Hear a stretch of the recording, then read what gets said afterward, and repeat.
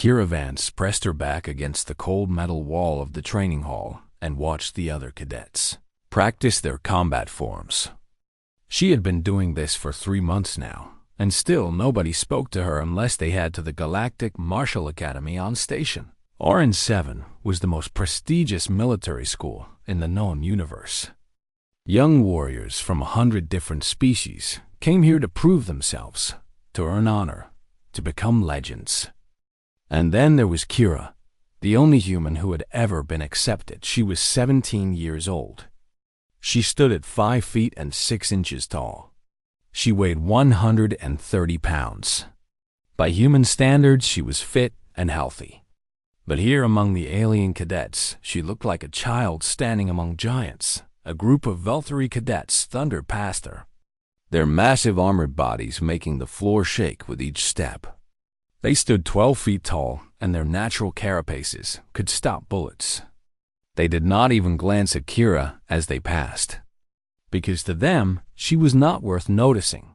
"The human is here again," one of them rumbled too. Another in a voice like grinding. "Stones, let her watch." The second replied with what passed for a laugh among their kind. "Perhaps she will learn something, though I doubt her primitive brain can process what she sees." Kira heard every word. Her hearing was considered poor by galactic standards, but it was good enough to catch insults spoken 10 feet away. She kept her face neutral and continued watching, because showing anger would only make things worse on the training floor below. A pair of Kesrani cadets were sparring at speeds that made Kira's eyes struggle to follow. The Kesrani were elegant predators with 4 arms that ended in natural blades, and they moved like dancers made of knives. Their strikes and parries created patterns in the air that seemed almost beautiful. If you could ignore how deadly they were, Kira studied their movements carefully. She noted how the left side fighter favored her upper arms and how the right side fighter had a slight delay before each counterattack. These were small details, tiny flaws, but Kira filed them away in her memory. Anyway, shadow fell over her, and she looked up to find a Morvan cadet staring down at her with those strange silver eyes that had no pupils. "You are always watching," the Morvan said, and its telepathic voice echoed inside Kira's head as well as in her ears. "What do you hope to learn, little human?" "Everything I can," Kira replied simply. The Morvan tilted its head in a gesture that might have been curiosity or might have been pity.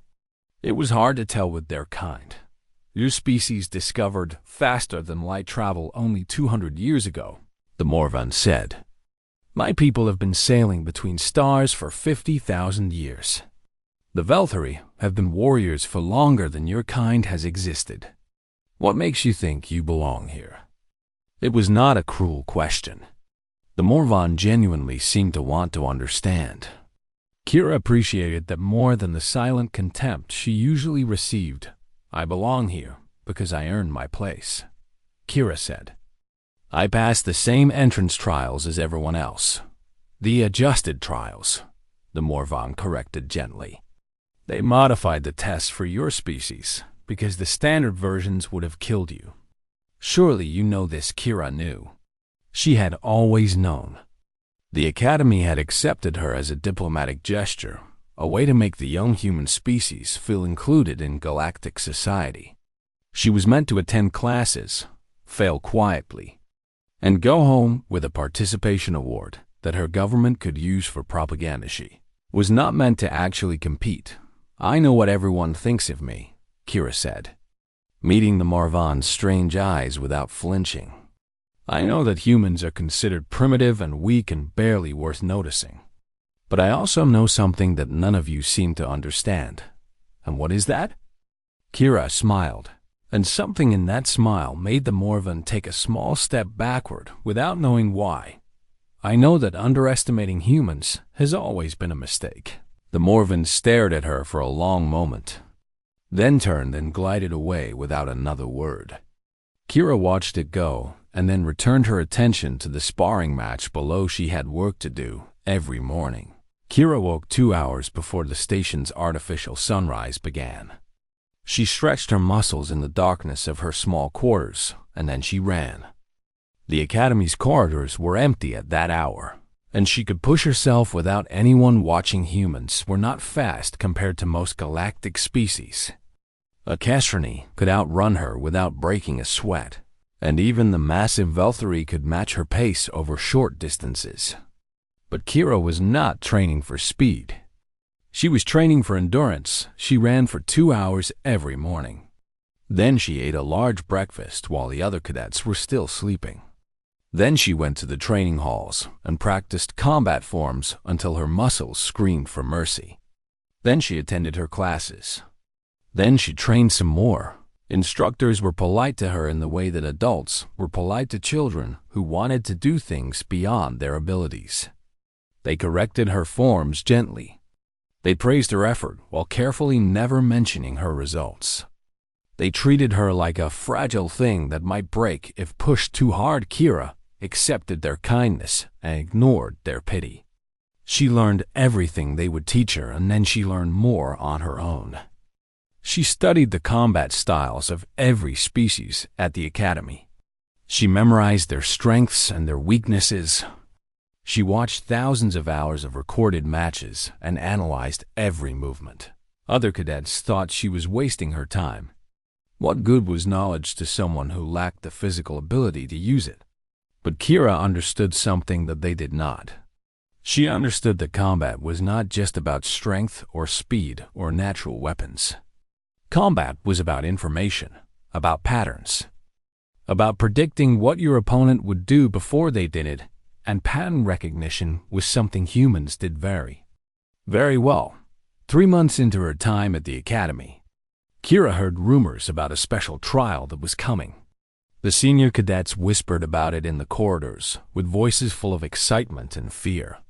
Something big was going to happen, something that would test the best warriors in the school. Kira was not a senior cadet. She was not even close to qualifying for whatever this trial was. But she decided that she would find a way to watch it anyway. She had a feeling that this trial would change everything.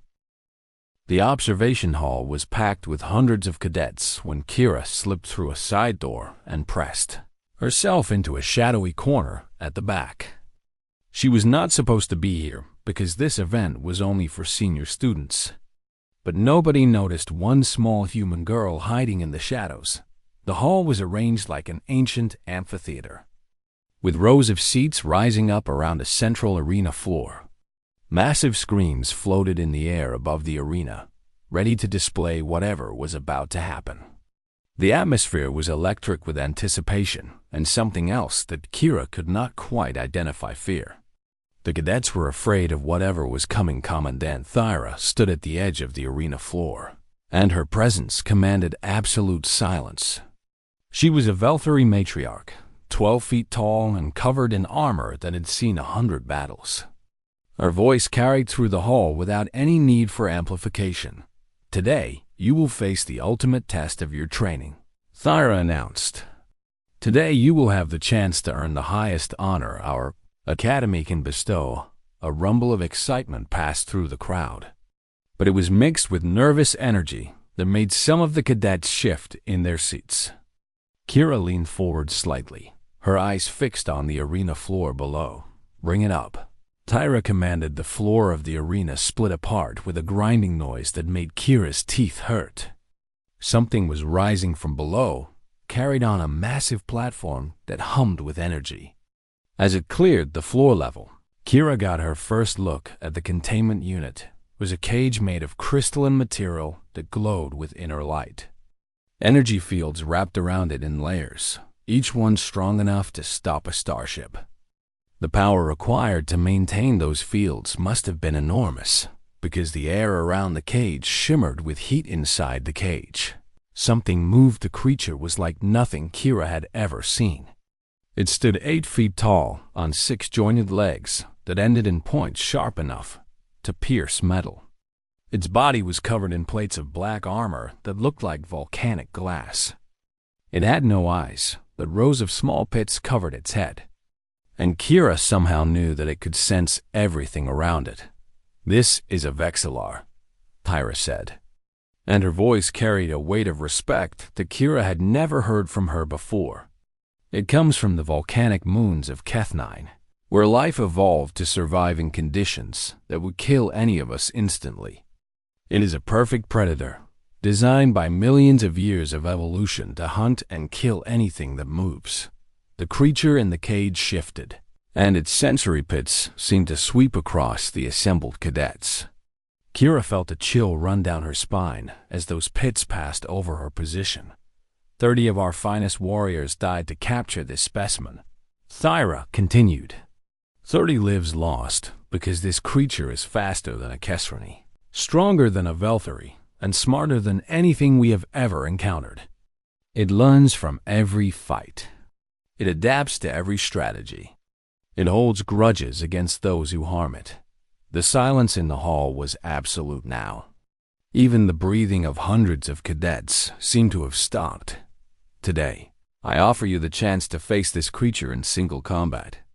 Survive for 5 minutes, and you will earn the Crimson Sigil, the mark of a true apex warrior.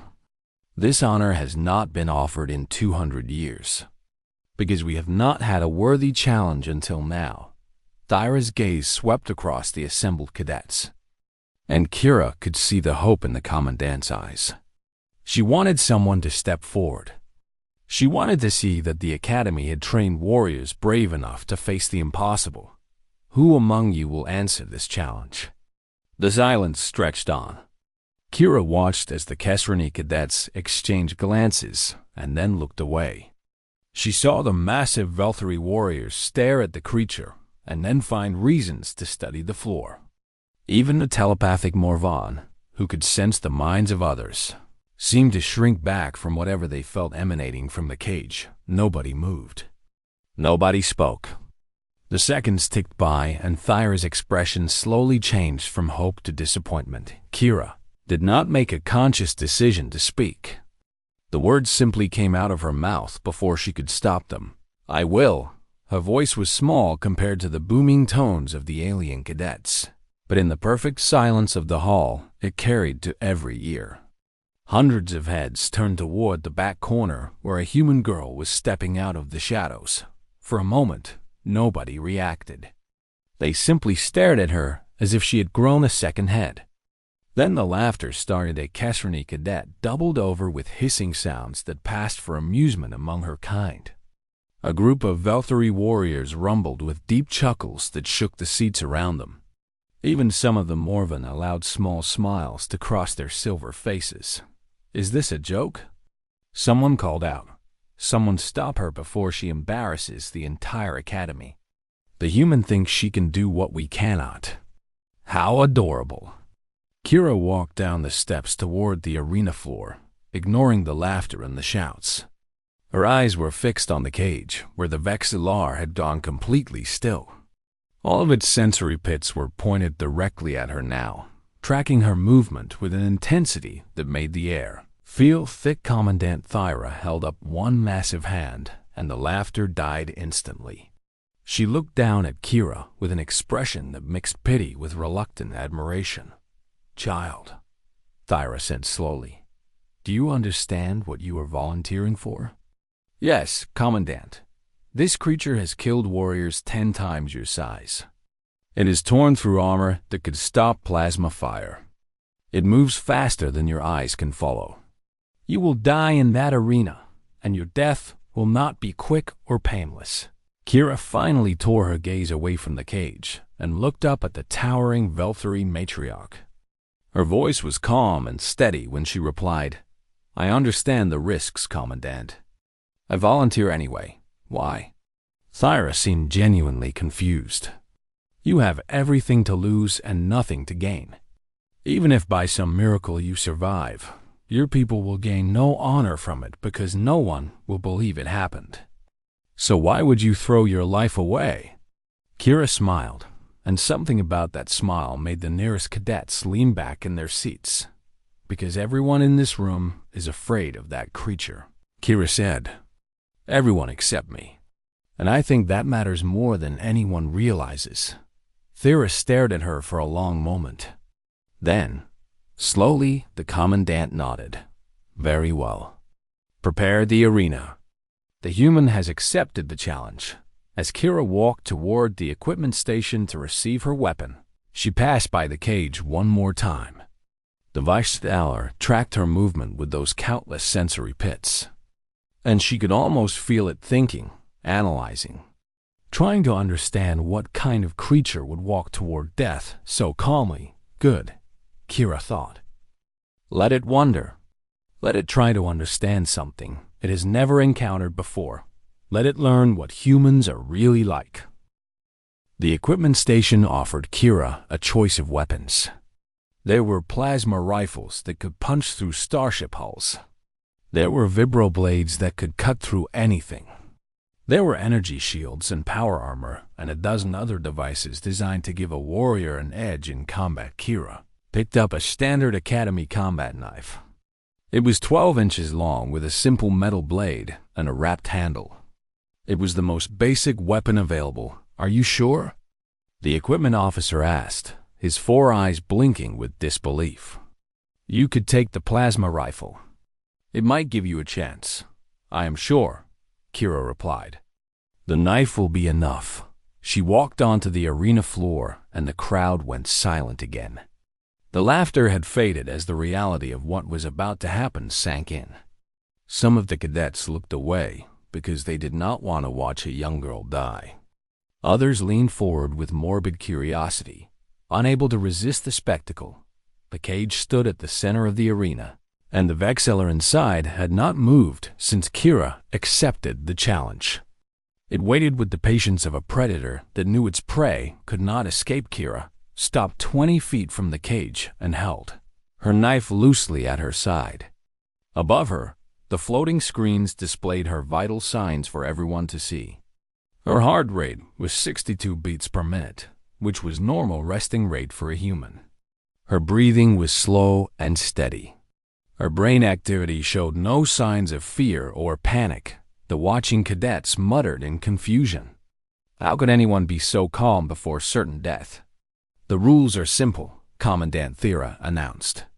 Survive for 5 minutes and you earn the Crimson Sigil. There are no other restrictions. You may use any tactic you wish. Kira nodded once without taking her eyes off the cage. Lower the containment fields. The crystalline walls of the cage shimmered and then vanished. The energy barriers that had kept the Vexeller imprisoned dissolved into nothing. For 1 heartbeat, the creature remained still, its sensory pits sweeping the arena, tasting the air, analyzing its environment. Then it moved. Kira had watched recordings of Kesrani combat, and she had thought they were fast. She had been wrong. The Vexeller made the Kesrani look slow. It crossed the 20 feet between them in less than a second. Its 6 legs driving it forward like a missile made of black glass and razor edges. Its front limbs swept toward her throat. Claws extended, ready to tear through her soft human flesh like paper. Kira stepped to the side.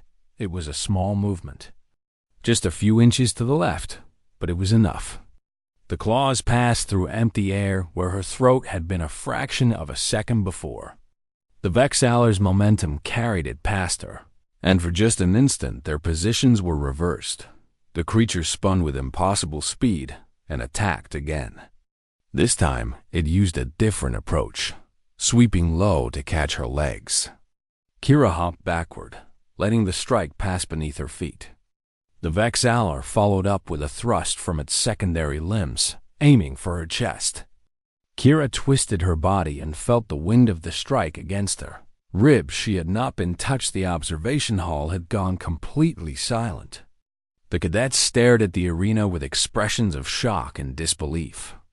The Morvan were the first to recover, and their telepathic whispers filled the air with urgent questions. How is she doing that? She cannot possibly be fast enough to dodge. Watch her eyes. She's not even looking at the strikes when she moves. Kira was not watching the strikes.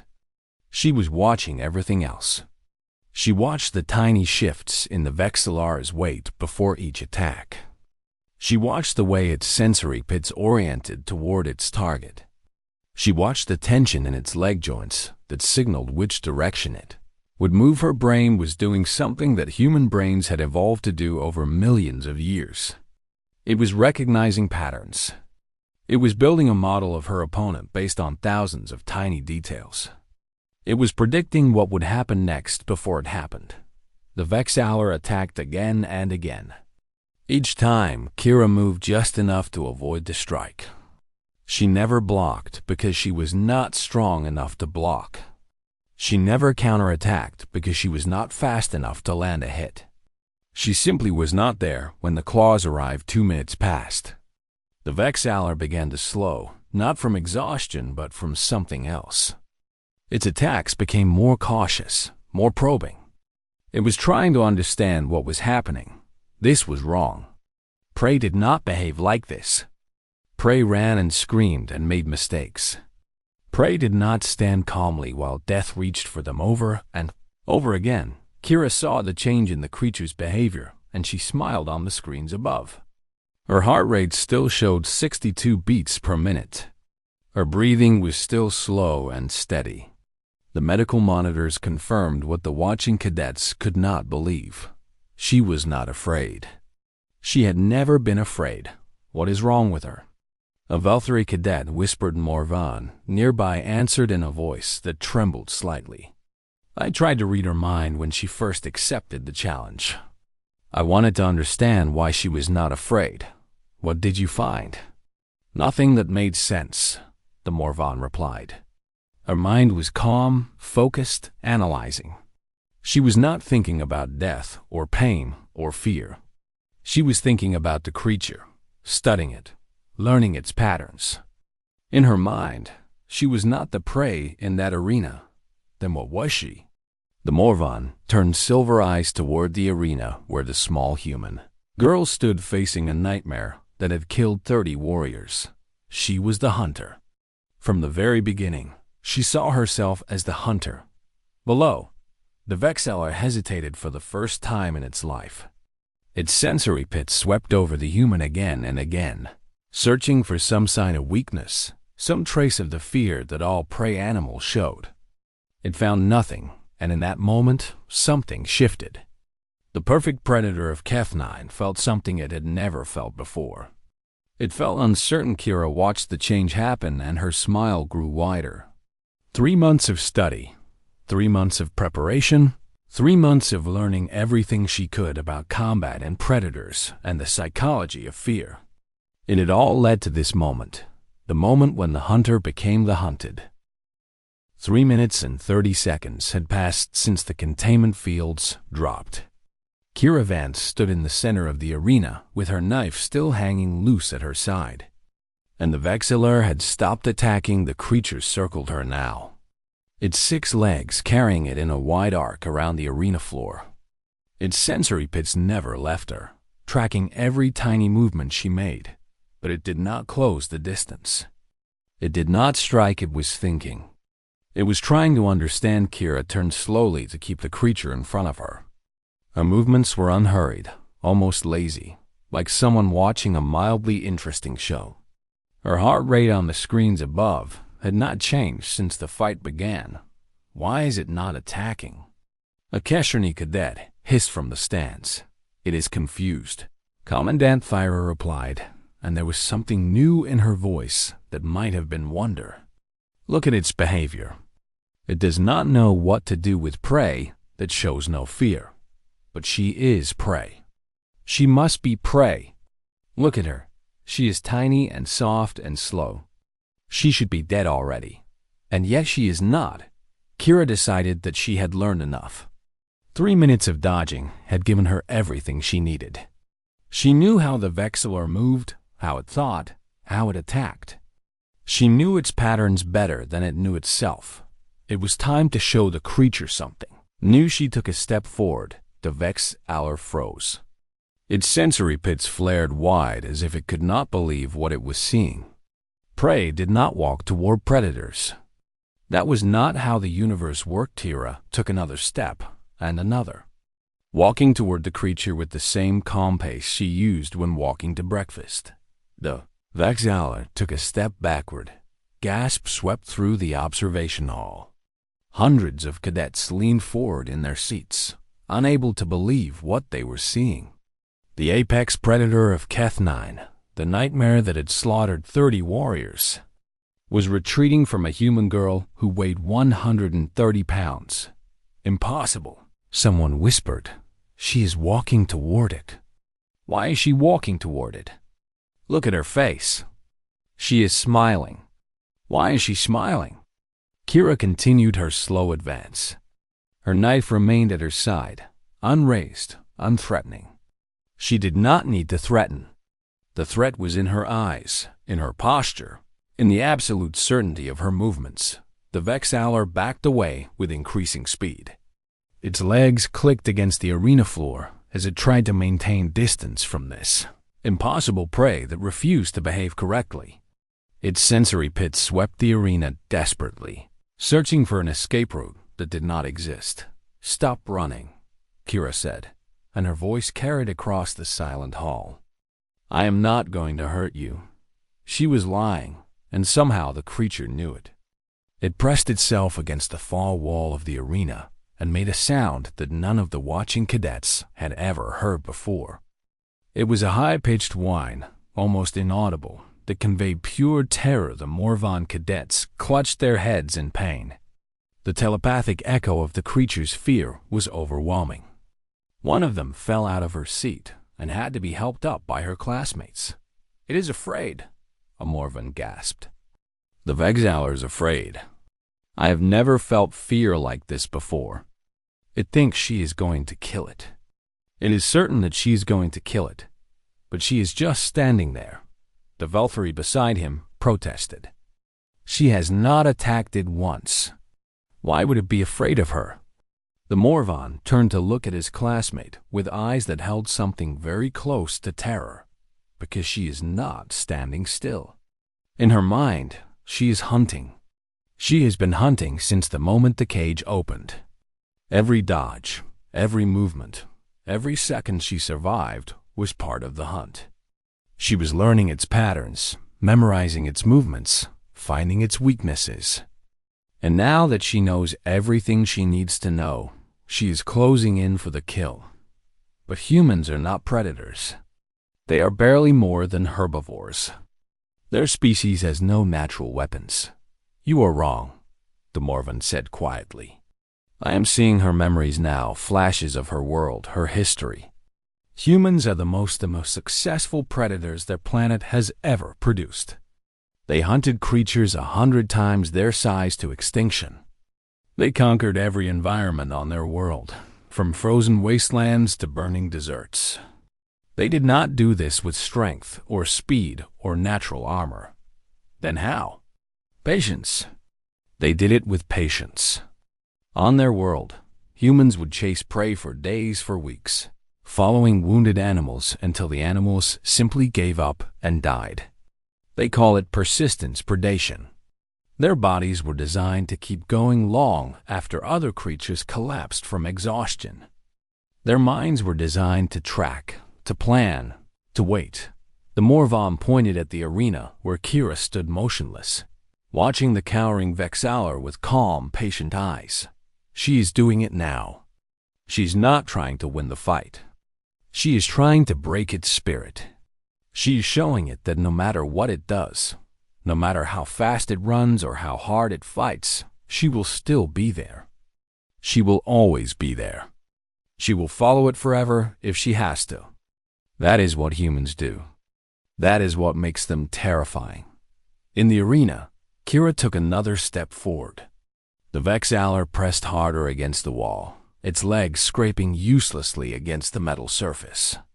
It had nowhere left to go. 4 minutes had passed. 1 more minute, and Kira would earn the Crimson Sigil. 1 more minute, and she would prove that humans were not the weak, primitive creatures everyone believed them to be. But Kira was not thinking about the Crimson Sigil. She was thinking about the future. She was thinking about all the cadets who had laughed at her, all the instructors who had pitied her, all the species who had looked at humanity and seen nothing worth respecting. After today, they would see something different after today. They would see the truth. She stopped walking and simply stood there, watching the Vexaler tremble against the wall. She did not need to do anything else. She had already won. The creature knew it. Everyone in the observation hall knew it. The final minute ticked by in absolute silence. Nobody moved. Nobody spoke. The only sound was the soft whimpering of the most dangerous predator in the known galaxy as it cowered before a teenage girl from Earth when the timer reached 0. Commandant Thyra's voice broke the silence. The trial is complete. The human has survived, but that was not quite right, and everyone knew it. Kira had not just survived, she had conquered. The containment fields rose around the Vexaler, and the creature practically threw itself back into its cage. It huddled in the corner of the crystalline prison, its sensory pits still locked onto the small human girl who stood calmly at the center of the arena. Kira watched the cage descend back into the floor, and only when it had vanished completely did she allow herself to take a deep breath. Her heart rate, still displayed on the screens above, finally began to rise as the adrenaline she had been suppressing started to flood her system. She had done it. She had actually done it. The observation hall remained silent as she walked toward the exit. Hundreds of alien cadets stared at her with expressions she had never seen before. There was no laughter now, no pity, no condescending smiles. There was only shock and something that looked very much like fear. Nobody stepped in her way as she left the arena that night.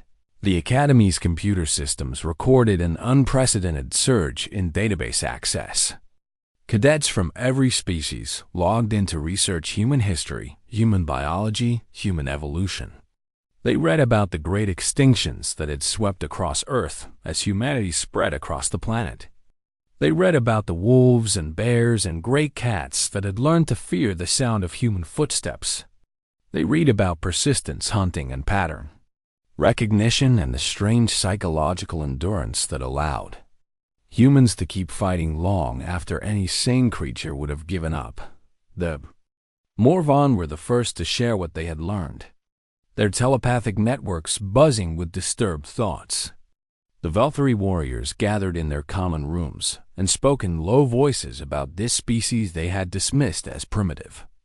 The Keshrani practiced their combat forms with new intensity, no longer certain that speed alone would be enough. By morning, everyone at the Academy knew the truth about humanity. Commandant Thera summoned Kira to her private chambers at dawn. The young human arrived looking tired but alert, her eyes bright with something that might have been triumph. "Sit," Thyra commanded. Gesturing to a chair that was far too large for a human, Kira climbed into the chair and sat with her feet dangling above the floor. It should have made her look childish, but somehow it did not. Somehow she looked like exactly what she was, a predator resting between hunts. "You knew," Thyra said. It was not a question. You knew exactly what you were doing in that arena. You had a plan from the moment you raised your hand. "Yes, Commandant. The Vexaler is an apex predator. In 10,000 years of recorded galactic history, no creature has ever made it show fear. And yet, you reduced it to a cowering wreck without landing a single blow. How?" Kira considered the question for a moment before answering. The Vexaler is a predator, but it evolved on a world without competition. It has never encountered another apex predator. It has never had to deal with prey that fights back psychologically. When I refused to behave like prey, its instincts had no framework for understanding what was happening. And you knew this would happen? I suspected it might. On my world, we call it the predator paradox. The most successful hunters often become dependent on certain behaviors from their prey. When those behaviors do not appear, the hunter becomes confused, uncertain, afraid. I gambled that the Vexaler would react the same way. Thyra leaned back in her chair, her massive form casting a shadow over the small human. That is not a strategy that should work. What you describe requires perfect emotional control, perfect pattern recognition, perfect understanding of your opponent. These are not things that come naturally to any species. They come naturally to humans, Kira replied. We evolved on a world that was trying to kill us every single day. We did not have armor like the Volturi, or speed like the Kesrani, or telepathy like the Morvan. We had our minds, and we learned to use them. We learned to stay calm when everything around us was chaos. We learned to find patterns in the behavior of creatures that wanted to eat us. We learned to turn fear into a weapon. She met Tyra's eyes without flinching. On my world, we have a saying, there is always a bigger fish. But we also learned something else. Sometimes the bigger fish is not the one with the largest teeth. Sometimes the bigger fish is the one that refuses to be eaten. Thura was silent for a long time. When she finally spoke, her voice was softer than Kira had ever heard it. The Crimson Sigil is yours. You have earned it fairly. But I must tell you that I am concerned about what happened today. Concerned, Commandant? For 200 years, the galactic community has viewed humanity as a young species, primitive and harmless, barely worth noticing. After today, that view will change. The recordings of your trial will spread across the galaxy. People will watch them and they will ask questions. They will wonder what else humans can do. Kira nodded slowly. She had known this would happen. She had counted on it. I understand, Commandant. But with respect, I think it is time for those questions to be asked. My people have spent 2 centuries being underestimated. We have smiled and nodded and accepted being treated as primitive children who need protection. But we are not children. We never were. She stood up in her chair, and even though she was still far smaller than the Volturi matriarch, something in her presence seemed to fill the room. Humans are patient. We waited 2 centuries for the right moment to show the galaxy what we really are.